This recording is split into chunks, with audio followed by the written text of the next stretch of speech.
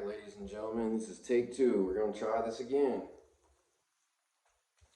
Today we are going to be taking a look at the Kalashnikov USA KR-103SFS. It is an AK-103 clone based on the Russian AK-103. Before I go over the specs here from the KUSA website, I just want to give a huge shout out and thank you to Mishaco. If you're into Kalashnikovs at all whatsoever, you have to check out the Mishaco channel. Without Mishaco, this video right here would not be happening, period. So before you even take time to watch this whole video, go to the Mishaco channel and watch part 1 and part 2 of the KR-103SF, and then you'll be a little bit more prepared for my video. He has a lot more knowledge. He goes a lot more in depth of the history of the rifle, etc., etc. So huge shout out to Mishaco. Huge thanks to Misha. Definitely check out his channel. Do that for me. Alright, so we're going to go over the specs from the KUSA website real quick, and then I will read over my notes, and we'll go from there. So, based on the Russian AK-103, the KR-103 is a semi-automatic rifle, 100% made in the US, gas-operated, 16.33-inch chrome line cold hammer forged barrel. It is chambered in 7.62x39 and feeds with a 30-round magazine. It has a forged trunnion, forged carrier, side optics rail, and improved muzzle brake. This particular rifle, the AK-103 or KR-103SFS, uses an AK-74 style muzzle brake, and in my opinion, that is probably the best feature of this rifle. It keeps the muzzle down, especially during rapid fire. Let's see if there's Alright, so the KR-103SFS is a dependable, robust, and high-performing rifle made to give you the best experience of an AK. It is from the AK-100 series, exhibits the same reliability that made the original AK-47 one of the most prolific firearms in history. The chrome line cold hammer forging makes the barrel withstand excessive heat and wear and tear, giving the barrel a longer life. It comes with a side folding buttstock that folds to the left with a latch. The side folding makes it easy to carry the rifle. Seen pictures of Russian PD carrying the rifle. Me personally, I would think that the biggest benefit of a folding stock would be getting in and out of a vehicle, or if you need to use the rifle in a vehicle, bracing it on the window seal. The 7.62x39 chambering gives you the chance to shoot with your traditional round chosen by the Russian Army. The KR-103SFS is compatible with a wide range of furniture and accessories of the AKM and AK-74. So that's one thing that makes the KR-103SF popular, in my opinion, is it does accept the standard AK furniture. So if you've got a different set that you would like to put on once you get the rifle, you can definitely do that. As far as the reviews go on the rifle, everything looks good. I haven't seen any bad reviews on the website. Alright, now that we've gone over the website specs, I'm going to go over my notes real quick with you guys, and then we're actually going to take a look at the rifle. So bear with me. It'll be worth it, I promise. Alright, so this is a one-of-one KR-103SF IZHMASH AK-103. I purchased this rifle myself, and before I say anything about the rifle, I want to thank Misha or Mishaco for my inspiration for this project. If you're into the Kalashnikov pattern rifles, check out my buddy Misha. He has a 2-part series on this rifle, much more in depth. He has a lot more knowledge than I do, historical and collection-wise. Before you watch my video, watch Misha's. Is the KR-103SF the AK rifle we've been asking for? Part 1 and part 2. After you're done watching Misha's overview and range trip, you will be better prepared for my segment or take on the AK-103. Don't forget to like, share, and subscribe to Mishaco. I have no affiliation with Mishaco, just a huge fan. Now on to the AK-103. Rifle comes in a hard case. I agree with Misha. KUSA should have glued the form portion in the top part of the hard case. First thing I did when I got my rifle was send the KUSA card for the correct magazine. I have still not received this magazine. The rifle came with a South Korean junk mag I'll never use. I haven't had good experience with South Korean magazines of any kind. Rifle comes with an owner's manual. At least Misha's example came with the magazine release correctly installed. So real quick, before I go any further, one of my gripes that I have on this rifle, which it was fixed right away, the magazine release wasn't installed correctly. Had it fixed. The lower handguard retainer lever, it was actually bent to hold it in place, which it's still functional. So I have a spare Russian one if I need it, but leaving that one because it works well. And the only other thing would be that I can think of off the top of my head is the paint and finish. I really wish they would have took more time to kind of match the paint better since they got the rest of the specs right. But that's just me personally. Alright. Whoever installed the magazine release lever had no idea what they were doing or didn't care. My gunsmith fixed it fairly quickly. Rifle is chambered in 7.62 by 39, 16.25 inch barrel, cold hammer forged chrome line barrel. I want to show y'all the IZHMASH Bakelite magazine living in the rifle. We're gonna go from, like Garand Thumb does, we're gonna go from muzzle to butt. We will compare some of the KUSA copied parts to the Russian examples. 24mm threaded barrel for AK-74 style muzzle brakes, bayonet lugs, clean rod, polymer handguard, standard pistol grip with reinforcement plate, smooth dust cover, Russian style stock, XY stamped receiver, and modern scope rail. Tight lockup on the stock. Stock does fold and lock in both positions very well, I will say that. Misha also noticed the folding button on the receiver to be tight, like on my rifle. It should break in with wear over time. I'm going to fold the stock so you guys can see that. Having the folding stock, I can see would be a big benefit getting in and out of vehicles. Also, like I said, bracing the rifle on a window sill if needed to fire while folded in a confined space like a vehicle could be advantageous. Personally, I prefer the AK-74 in 5.45 or AK-100 series of rifles like the AK-105. Misha has had good luck with his KR-9 Vitesse clone as well. Definitely check out my buddy Misha's content, you'll be pleased. KUSA makes copies of the unavailable Russian rifles we all want, like the SGL-3194 Misha has. I have drooled over his SGL-3194 as I have the SGL-3168. So the SGL-3194 is the correct AK-74M. It's the folding version.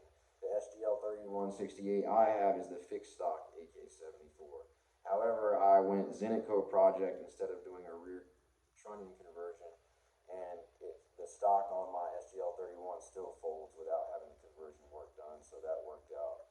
I also have a spare AK-100 series stock that I'm going to use and a matching IZHMASH 5.5 trunnion set, and have another SGL-3168 converted because the SGL-3194 or the SGL-2194, which is the 7.62 by 39 version folder, those are like unobtainable. So you go to Misha's channel, you get a chance to see the SGL-3194. IZHMASH is now Kalashnikov concerned. This is the IZHMASH logo. This is how we ended up with Kalashnikov USA. I have a spare older IZHMASH AK-100 series stock. That's what I just told you guys about. Don't need to go over that again. If you want to see any ZenitCo stuff or more of my saga, check out my ZenitCo project video. Like I said, forgive me for this poor audio, you guys. I'm doing the best I can. According to Misha, in 2008, SGL-21s were introduced around this time. Misha likes the KUSA receiver. I agree, minus the paint and finish.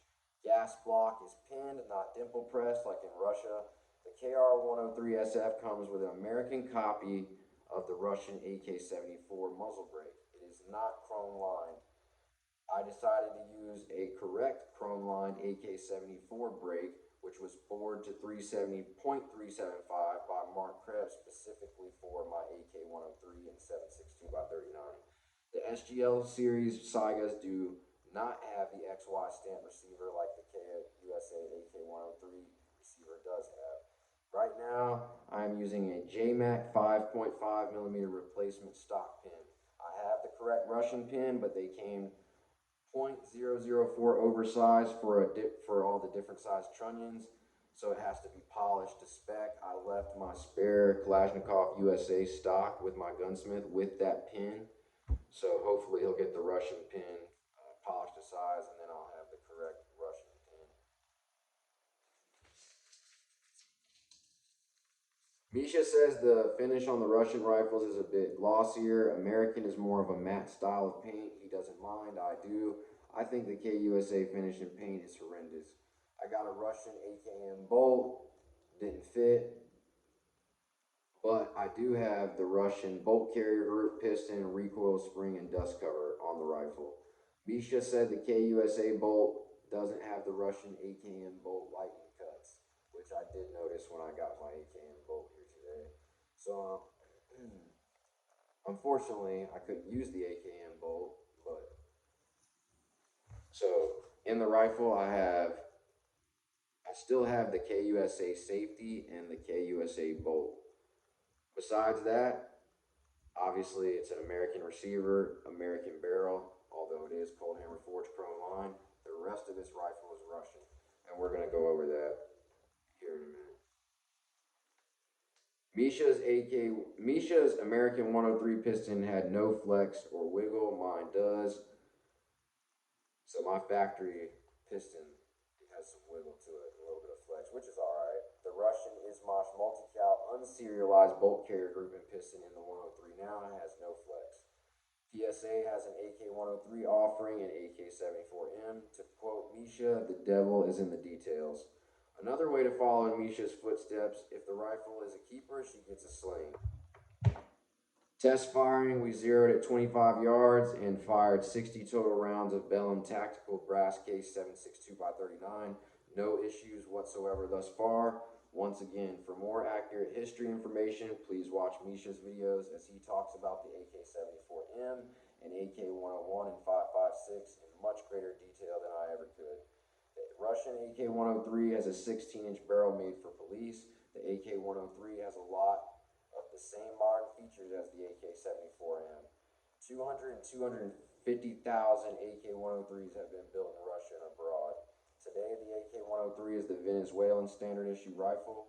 The AK-103 is basically a modernized AKM and AK-74 clothing. Another Misha quote, Russian is 37 inches long, 27 inches folded. Weight with an empty polymer mag is 7.5 pounds. One thing my buddy Misha doesn't do as much of is in his AK-103 video is compare individual parts. I will do that piece by piece for you here in a minute. Misha likes the factory trigger. I watched Misha's 2-part series on the AK-103 twice before doing this video. Conclusion. I know you guys are getting sick of hearing me read this. We're going into 15 minutes, but I promise it'll be worth it. After watching Misha fire his first shots with the KR-103SF, I noticed two things immediately. One, the paint and finish is horrendous, like on my rifle, but also the American bolt and recoil spring are much more gritty than the Russian. I can hear the grit in the recoil spring when he charged his rifle. So I'm going to charge my rifle for you in a minute after we get done going over everything, and you can compare how it sounds to his. I'm really glad I was able to go with Russian parts minus the fire control group. All the KUSA parts is poor quality copies of the Russian, and that's putting it nicely. I don't want to be too critical of Kalashnikov USA. They get an A for effort. Misha shows a lot of different magazines fitment. I would like to show y'all the IZHMASH bake living in the rifle. I have 3 more AC Unity AK-103 clone mags coming to make 5 total for my chest rig when training. So AC Unity makes an AK-103 clone mag, and it looks just like the IZHMASH example. My 545 magazine collection is definitely superior at this point. Misha complements the lack of recoil in the AK-103. This is due to the AK-74 style muzzle brake. Personally, I never messed with the factory trigger. The ALG Defense AKT-UL is the only trigger that I use in my AKs. J-Ro, you shoot well, brother. I will agree with Misha's cousin. For the most part, this rifle has exceeded my expectations, being a non-import. I want to fire with the Russian. You can't use the AKM bolt, but I do have the Russian. We're gonna go over all these Russian parts instead of talking about it here. I just want to finish reading this to y'all.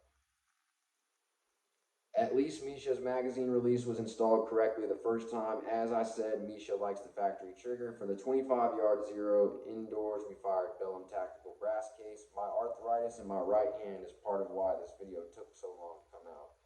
I have more play in my gas tube than Misha does on his AK-103, but it's okay. Folding button is tight like on mine. Misha's AK-100 series bayonet fit just fine on the American muzzle brake. After 200 to 300 rounds, Misha had one malfunction with a Circle 10 waffle magazine. Dust cover fits very tight. Misha will show y'all the inside of the rifle. I'm only comparing some of the parts for reference. Cost and US made are the two negatives on the KR-103SF. Some positives. Misha notes Russian furniture should drop in with little to no fitting. The rifle shoots well, no play in the stock, accepts different magazines. If you have an SGL 2194, you don't need an AK-103SF. And if you do not own an SGL 2194, I recommend picking up an AK-103SF while you still can.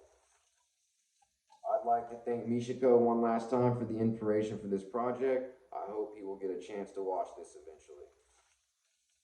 All right, I appreciate you guys sticking around. Right over 17 minutes in, now we're going to go over this, actually go over the rifle and the parts. So first, before anything else, I'm going to show you guys this bad girl. So this is my IZHMASH AK-103, or 1 of 1 KR-103SF.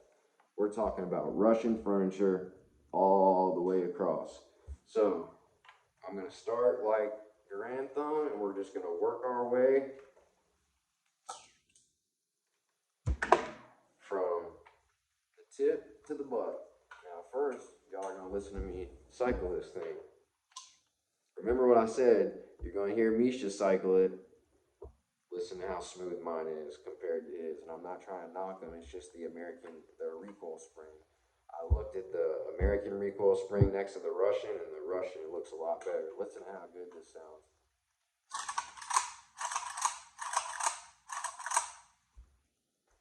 I mean, it doesn't get any better than that, in my opinion. All right, we got so like I said, we're going Grand Thumb style. We're going to start at the muzzle and work our way back. So we got a Russian AK-74 chrome line zigzag muzzle brake, and it was bored to 375 by Krebs. You can see the chrome lining right there. Working our way back, obviously, you know, the cleaning rod KUSA copied. We've got the AK-100 series IZHMASH stock set on this. So Russian upper handguard, Russian lower handguard. I'm going to actually get out the KUSA parts and put them side by side. That way you guys can see firsthand how this stuff looks next to how it will come in the factory. So here's the hand guards, pistol grip.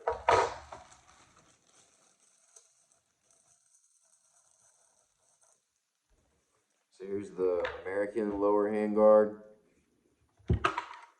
Russian lower hand guard. See, at first glance, you can't really even tell the difference, but look how it's a little bit fatter right here. It's a little more swelled.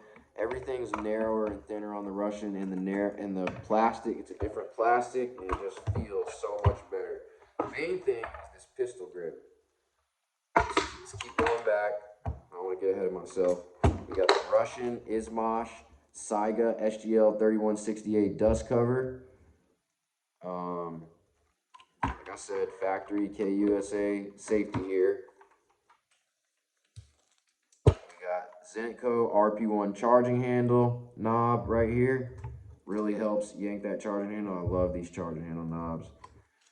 Russian IZHMASH pistol grip. See the numbering right there? That's how you know she's Russian. Now, I can give you a better close-up right here. So look at this grip. You can see the checkering. It's not quite the same. It's just a little bit fatter. It's a little, see how much wider this grip is than this one? It's a little fat. It just doesn't feel the same. It's not as good, period. And then the stock, obviously. I'm going to show you guys the IZHMASH logo on the stock. Let's see here if we can get to it. It's right here. Yep, you guys can see it. That's the IZHMASH logo. And the stock is definitely a little bit thinner. It looks better, the paint, the finish, and then this folder for you guys. It's gonna fold, lock. Like Misha said, the folding button's very tight, but it works. And I mean, it's legit. This is the real deal. If you had to get in a vehicle or carry it, like was said, you can just throw it over your shoulder. This is how you see Russian PD carrying it most of the time like this. Anyhow, definitely a tight lockup. You got the button here to open up the stock and then check it out. Nice, real nice lockup. It's not loose at all. I mean, it just feels good. So really, really stoked and happy that I got to put the correct Russian furniture on this guy. Like I said, my gas tube's a little bit looser than his, but tomato, it is what it is. Everything else looks good. I mean, they even went as far as, like Misha was saying, they did the XY stamping on the receiver that the Saigas don't have. I mean, everything else, it just looks right. I checked out all the rivets look good on this. Here's my ALG AKTUL. If you guys want to see me ghost that, I'm sure you do. I want you guys to pay attention to the reset.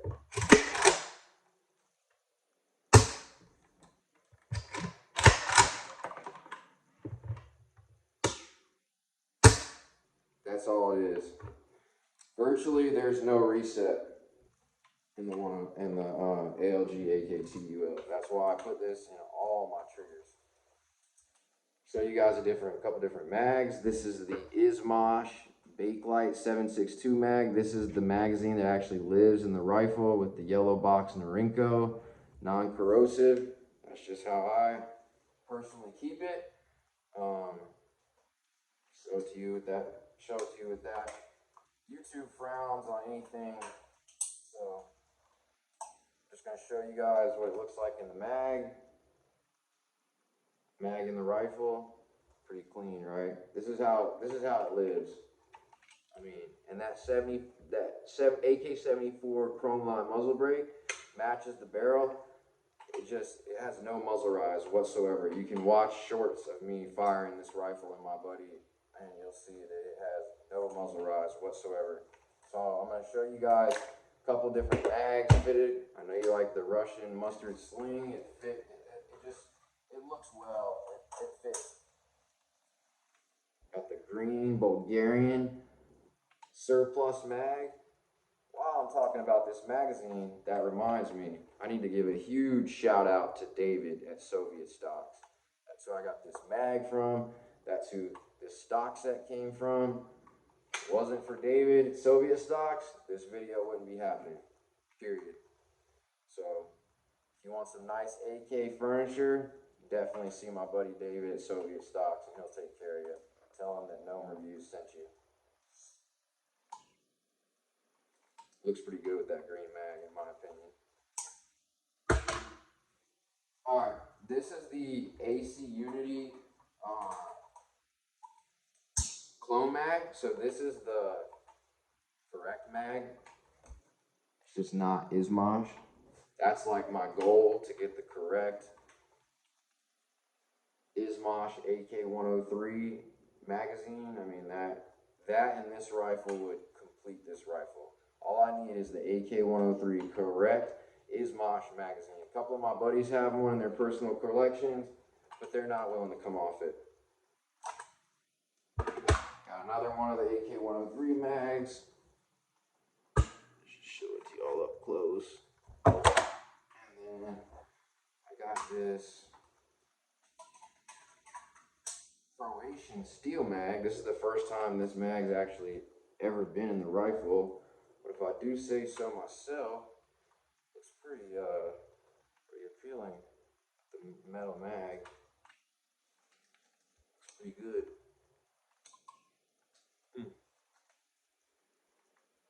A little bit of wobble, not too much.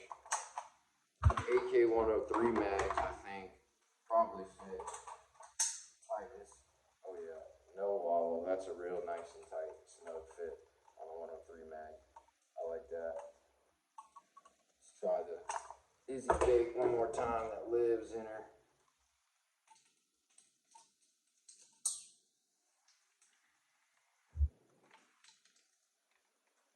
Nice and tight, just how you want it.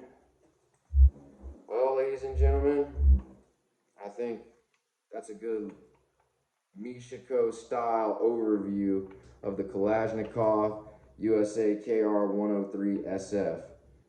This is a one-of-one KR-103SFS IZHMASH AK-103. I really hope you guys enjoyed this overview / table talk. Check out Mishaco for me. Like, subscribe his videos, them two on this gun. And definitely check out Soviet stocks for me. But for the millionth time, thank you, Misha, for everything. And keep you and J-Ro, keep doing what you guys are doing, because y'all are awesome. No reviews out.